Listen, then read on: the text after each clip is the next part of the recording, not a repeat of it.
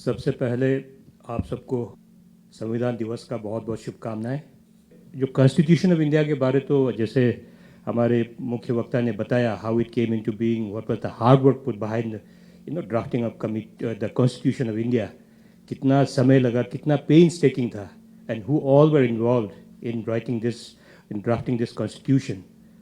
3 साल लगा इसको ड्राफ्टिंग करने में under the chairmanship of doctor Bhimrao Ambedkar ji. और हमारा जो कॉन्स्टिट्यूशन है इसको पूरा हाथ से लिखा, जो ओरिजिनल जो है उसको भी 6 महीने से ज़्यादा लगा उसको लिखने में। It's a beautifully calligraphed constitution, the original constitution. तो उसमें कॉन्स्टिट्यूशन में खास करके जो हमारा प्रियम्बल के बारे में जो बताया है, the we the people of India, तो उसमें जो हमारा जो कॉन्स्टिट्यूशन है is the supreme law of the country. This governs the country. Country को कैसा चलना चाहिए, कैसा करना चाहिए, दशा दिशा यही तय करता है। So like he said, is like the Bible, is like the Quran, is like the Gita. तो इसलिए कितना इम्पोर्टेंट है इसको। तो इनको हमारा कॉन्स्टिट्यूशन को एडॉप्ट किए हुए 1949 में, फिर हम ये सेलिब्रेशन 2015 से ही कर रहे हैं। It was decided by the government of India that we should and we must celebrate the Constitution Day to commemorate the adoption and the hard work put behind this constitution drafting. जिन लोगों ने भी इस पे काम किया उनका एक क्या कहते हैं ट्रिब्यूट के लिए है। तो उसको हम तो हमारे प्रधानमंत्री नरेंद्र मोदी जी को दाद देना चाहेंगे। जब उनका सरकार आया तभी उन्होंने इस चीज़ को आगे लेके आया कि we must celebrate Constitution Day across the country. तो 2015 से हमारे कॉन्स्टिट्यूशन डे का सेलिब्रेशन, पहले होता नहीं था ये। तो this is what our prime minister का जो सोच को आप देखिए, कितना प्रधानमंत्री आया, कितना सरकार आया, कितना सरकार गया, लेकिन 2015 के बाद से हम ये कॉन्स्टिट्यूशन डे सेलिब्रेट कर रहे हैं। This is one of the biggest thought. उनका सोच बताता है प्रधानमंत्री जी का कि हमको कॉन्स्टिट्यूशन डे, और आप सबको पता है हम भी यहाँ पे 2015 से हमारा यहाँ पे कॉन्स्टिट्यूशन डे हम इस असेंबली में भी मना रहे हैं, और हर स्कूल और हर संस्था में मनाता है अपने अपने तरीके से। और हमारा यहाँ असेंबली में जब मैं स्पीकर था तब भी हम हर साल कॉन्स्टिट्यूशन डे मनाते थे with different theme. Her constitution day में एक अलग अलग थीम लेके आता था, कभी वुमेन एम्पावरमेंट के ऊपर में, कभी लेजिस्लेशन के बारे में।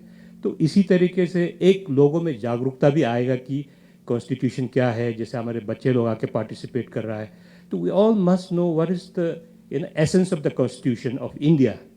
बस हम लोग देखते हैं कि हमारा सोसाइटी में बोलता है कि हमारा right, we all keep talking about our right, हमारी मांगे पूरी करो, कहीं भी धारणा हुआ हमारी मांगे पूरी करो। बट कॉन्स्टिट्यूशन में आपको राइट का साथ साथ एक ड्यूटी भी दिया हुआ है।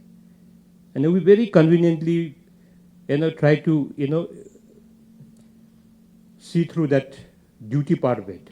तो कॉन्स्टिट्यूशन का आप अगर कॉन्स्टिट्यूशन को पालन करता है तो उसमें हर चीज़ को पालन करना पड़ेगा। आप सिर्फ अपना राइट के बारे चिल्लाने से नहीं होगा, आपका ड्यूटी क्या है स्टेट के ओर, एक देश के तरफ, उसको भी तो जानना पड़ेगा ना। कॉन्स्टिट्यूशन में तो राइट एंड ड्यूटी दोनों लिखा है, it's two sides of the same coin.